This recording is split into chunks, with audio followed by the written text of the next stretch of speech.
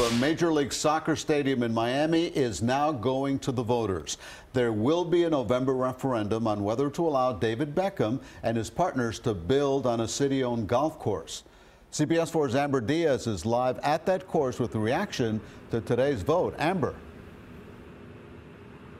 Elliot, good evening to you. Yeah, as you can imagine, it was a split reaction today from people. Some very excited to get soccer one step closer to the heart of Miami. Others not too psyched about it, citing everything from traffic and overall congestion, leading to more headaches. But the one thing I have to tell you they agreed on today is leaving the final vote in the hands of the people.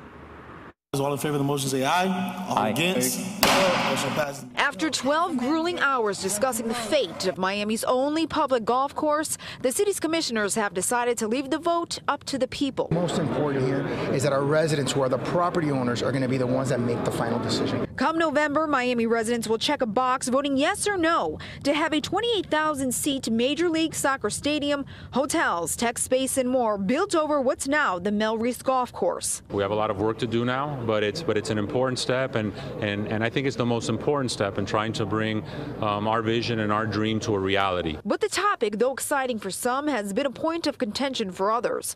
Commissioner Manolo Reyes, one of the two people who voted not to have it on the November ballot, calling the deal vague and suspect, says he wants to see, quote, more than just permits. Nothing personal with any one of them. It is the way that was handled, the lack of in-depth analysis, the lack of information that I personally received. And for those who use the course daily, like Dean Thomas, he feels permits should be the least of the city's concerns. There's already too much traffic in this area.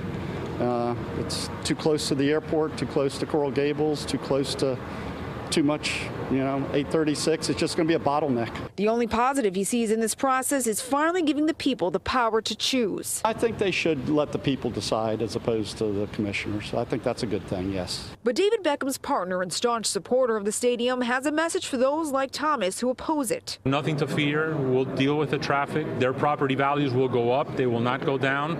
And they're going to have, I think, a park and a clean site. And obviously, I think huge fiscal benefits that are going to be part of this. Already, however, a lawsuit was filed against the no-bid deal for public land. Activists saying it violates Miami's charter. A hearing has been scheduled for next Tuesday on the emergency lawsuit to block the Beckham project from going to the voters.